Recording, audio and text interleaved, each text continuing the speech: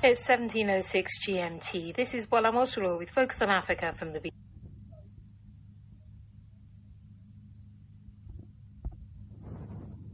BBC News.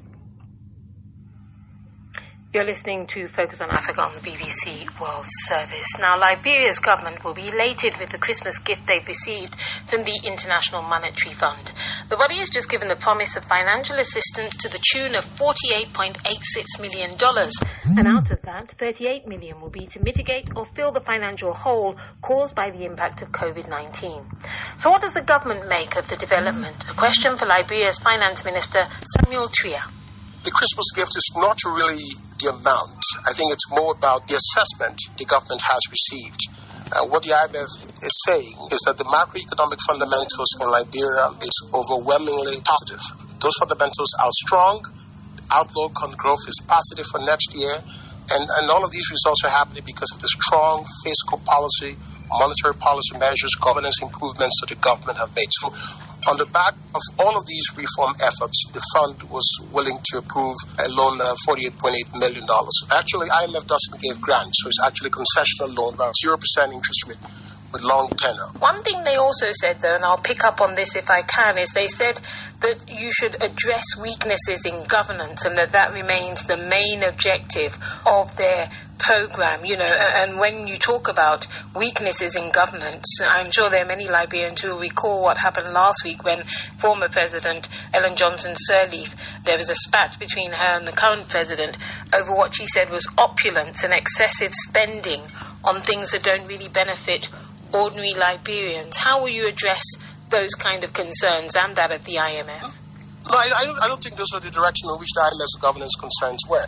Because, for example, the result of all the fiscal reforms and monetary reforms that we've done have generated enough fiscal space to do roads, electricity, health, and education. So all of the development work that you see the government doing is because we have saved resources. So from a resource saving standpoint, governance has been great.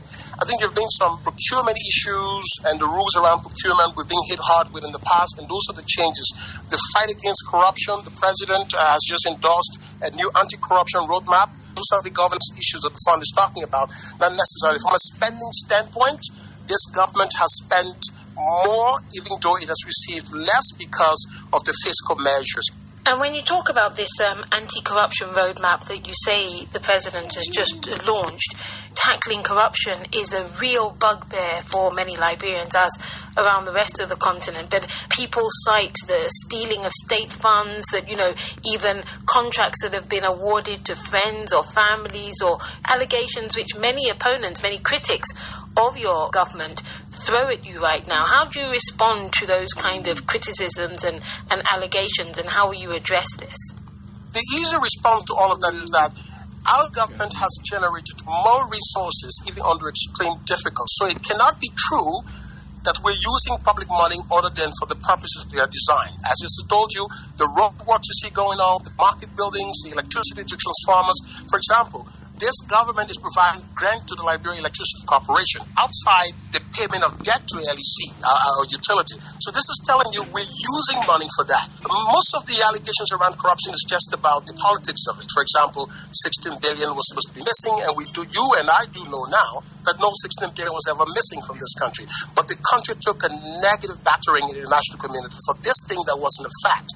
With all due respect, Minister Tweah, isn't it your government that still has to account for $25 million, which was withdrawn from the reserve back in 2018 to pump back into the economy, and yet it still hasn't been accounted for outright? Liberians, as you yourself say, you've been talking about it for the past few days, can't get enough money from the bank. So, when they see that billions are being printed abroad and money is being imported, people can't reconcile what's exactly going on. Yes, that's part of the confusion. So there's no link between what the central bank does in mop-up to stabilize exchange rate and actually it's reversed. When the central bank has mopped up money in the past 10 years, whenever time, it's actually taking Liberian dollars to stabilize the rate. Okay, that money is officially in the central bank system. This is documented in all of the audit reports. The 25 million reports done by the central bank is out. And all of the issues are discussed in that report. But the critics will not go to the report because the report discusses facts. They wouldn't. So sorry, are you saying you've accounted? Are you saying you've accounted for the $25 million that couldn't be accounted for? 25 million, 17 million was used. 2.3 billion Liberian dollars came back into the central bank vault. That's what the report says. But nobody wants to talk about that. So it's properly accounted for. The report did say there were some governance issues for which now the IMF and the American government are helping to strengthen governance at the central bank. But it's true that the money is accounted for, and all of the reports have said. But the politics of this, to talk about that and link it to, it is always interesting. One of the issues the IMF has also said is that you need to make efforts to contain your central bank operational expenses and to build up reserves. How will you do this? What's your plan for doing that? Yes, that's correct. So fiscal performance is graded higher than the monetary situation. But the reason for that is because in December 2019, we were facing a very serious situation where we needed money to provide to the commercial banks to pay salaries during Christmas. And there was no way we're going to do that while at the same time meeting the NRR reserve target. So on that score, it made the monetary situation look weaker, but not because they're not doing something great. They're doing very great, but the circumstances and the politics of it makes it difficult to abide by the IMF target. So going forward, you're only going to see a serious improvement, particularly with the printing of new currency. Most of the confidence in the banking sector now is because people are not bringing the money into the bank. They're not bringing the money into the bank not because the money is missing somewhere. It's because they don't have the confidence that they're going to receive the amount they request for. One of the issues when you're talking about moving forward is rebuilding confidence, and that's something that many Liberians don't seem to be having right now. They're kind of questioning not just the financial institutions such as the central bank, but also you, the government, especially when it comes to ensuring that you have enough Liberian bank dollar notes. Surely you should take responsibility as the finance minister for that, not just you, but the president too. Well, the answer to that is that the authority to print money rests with the national legislature and doesn't rest with the president. This is strange. Liberia, I'm told by experts in this area, we are the only country that requires this approval from the national legislature. So that's a problem.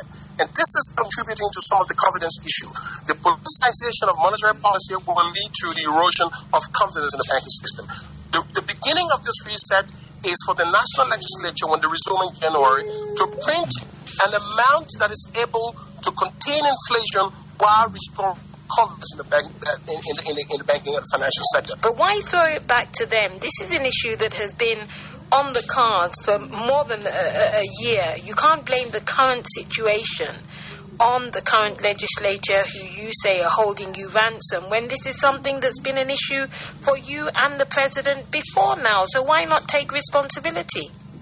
So the question is that because of the politics of money in the last 2 years, no serious level of printing has been organized. First, it took almost a year for the Kroll report to come out. You cannot be printing money when Kroll was investigating a so-called 16 billion situation. The politics is on all of us, the executive, the judiciary, the legislature. That's the politicization I'm talking about, okay? I'm saying now that the legislature is coming back, they need to act so that we end this politicization, which is only happening in Liberia. Unfortunately, in Liberia, politicians are now running monetary policy, and you get the confidence crisis when that happens, when politics takes over money. Hopefully, the new Central Bank Act addresses some of that. It gives central bank more independence, greater autonomy to decide the fortunes of monetary policy. And that was Liberia's Finance Minister, Samuel Tweah.